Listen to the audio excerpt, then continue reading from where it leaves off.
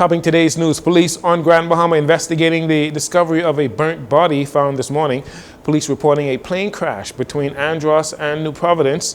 The Office of the Prime Minister reacting to a pending protest by gas retailers, and police call to investigate a concerning post by a student at the Lyford Key School.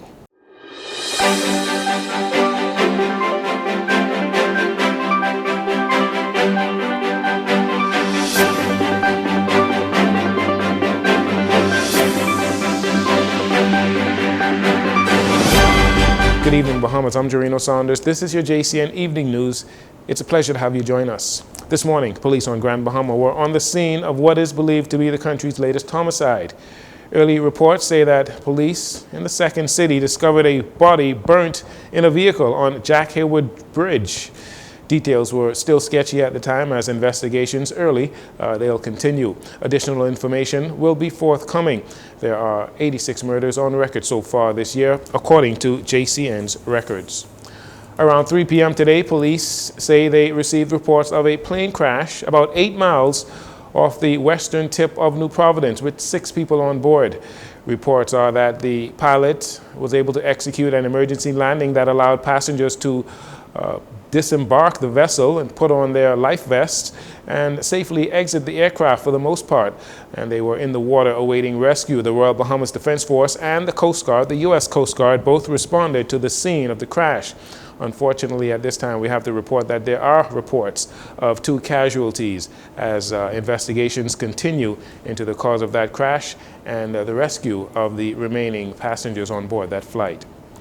When members of Parliament return to the House of Assembly on Wednesday, September 18th, next Wednesday, they will be greeted by a group of frustrated members of the Bahamas Petroleum Dealers Association who say they are terribly disappointed that the government has yet to address their concerns regarding their request for a margin increase on gas and diesel to offset rising operational costs like the increased cost of electricity, the increase in minimum wage, customs, and shipping fees, among other things. Asked about the pending protest, Keishla Adderley, press secretary in the Office of the Prime Minister, said talks are ongoing to find that balance.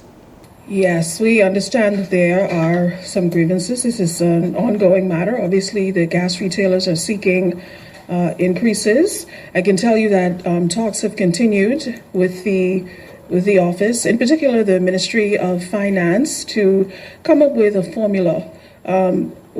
Obviously, the government is concerned about the health of those businesses, but it's equally concerned about placing any undue burden on consumers. So the focus continues to be on coming to a consensus, creating a formula that will be mutually beneficial and not overburden either party. Currently, gas station owners earn 54 cents per gallon of gas, and they want an increase to 84 cents per gallon. The government earns $1.16 per gallon in taxes, plus another 10% in value-added tax. As talks have been ongoing for more than 2 years, Mrs. Adderley was asked if there is an end in sight for these negotiations. It has been tough. I would be the first to admit that, but the discussions are continuing. And I think what has led to it being so hard to move on this is the focus on making sure that both the retailers and consumers are satisfied. I wouldn't want to put a time on it, but it is something that we do want to come to a resolution on for obvious reasons.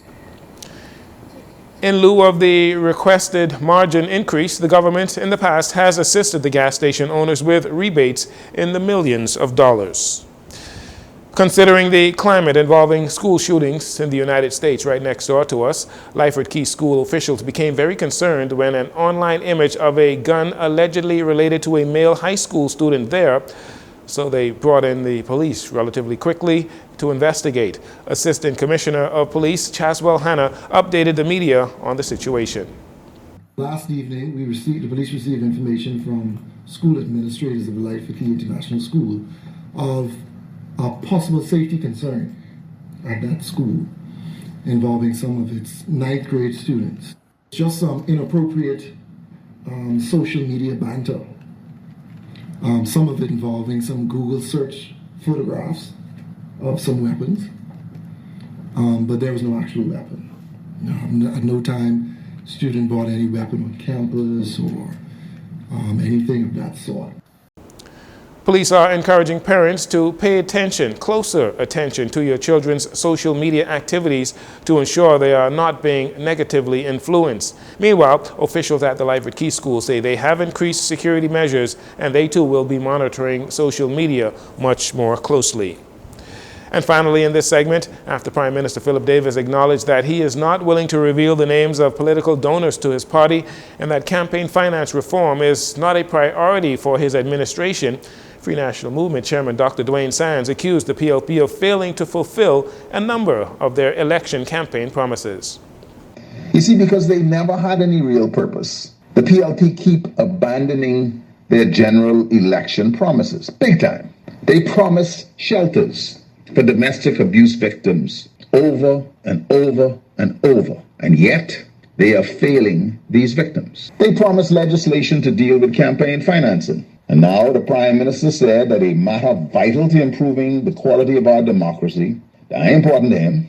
You see, what is important to him is getting on a plane, traveling around the world, having fun, and living his best life. The F&M chairman described the Davis administration as being financially reckless and accused them of plunging the country deeper into debt with certain countries for the wrong infrastructure projects.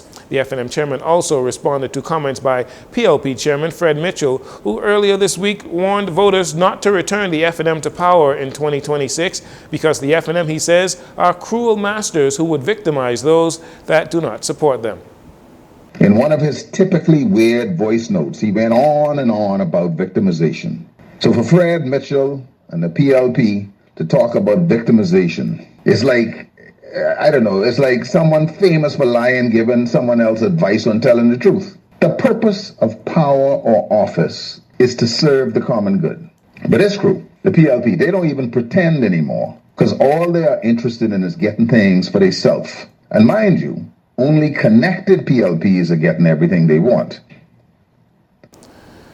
The Free National Movement chairman was also critical of the government for building a new hospital on the, what he called, contaminated site, as opposed to transforming the Princess Margaret Hospital into a modern healthcare facility. You're listening to JCN News. We'll actually take a break here. We'll be right back after these commercials.